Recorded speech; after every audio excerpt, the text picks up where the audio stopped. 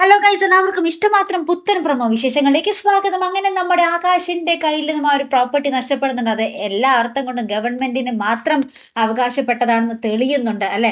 അപ്പൊ നമ്മുടെ മഹേഷിനാണെങ്കിൽ ഇഷിതയുടെ അടുത്ത് ഒരു സോറി പറയണമെന്നുണ്ട്. അപ്പൊ നമ്മുടെ മഹേഷിന്റെ കുടുംബം മൊത്തം പറയുന്നുണ്ട്, ഇഷിതയെ ദൈവമായിട്ട് അവിടെ അവതരിപ്പിച്ചതാണ്, ഈ ഒരു കോൺട്രാക്ട് മുടക്കാൻ ഇഷിത ദൈവത്തിന്റെ ഒരു പ്രതിരൂപമായിട്ട് വന്നതാണെന്നൊക്കെ പറഞ്ഞ് നമ്മുടെ ഇഷിതയെ ഭയങ്കരമായിട്ട് പൊക്കുന്നുണ്ട്. അപ്പൊ നമ്മുടെ മഹേഷിനാണെങ്കിൽ ഇഷിതയുടെ അടുത്ത് ഒരു സോറി പറയണമെന്നൊക്കെയുണ്ട്. പക്ഷേ ആ ഒരു മനസ്സ് അങ്ങോട്ട് അനുവദിക്കുന്നില്ല നേരിട്ട് പറയാൻ, ഈഗോ.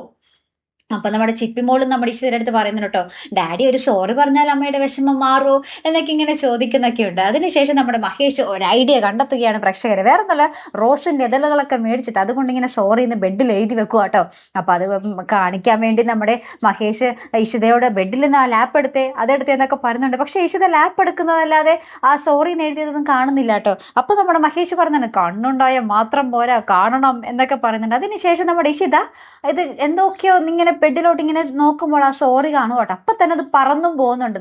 നമ്മുടെ ഇഷിത ഒരു സോറി വായിച്ചോ ഇല്ലയോ എന്നൊക്കെ നമുക്ക് കണ്ടു തന്നെ അറിയണം. അപ്പൊ ഇഷിത അത് കാണുന്ന സമയത്ത് നമ്മുടെ മഹേഷ് ഇങ്ങനെ ബാക്കിൽ തുള്ളിച്ചാടുന്ന ഒരു രംഗമൊക്കെ കേട്ടോ. ഭയങ്കര അടിപൊളി എപ്പിസോഡ് തന്നെ കേട്ടോ വരാൻ പോകുന്നത്. മറക്കാതെ കാത്തിരുന്ന് കാണാം കേട്ടോ.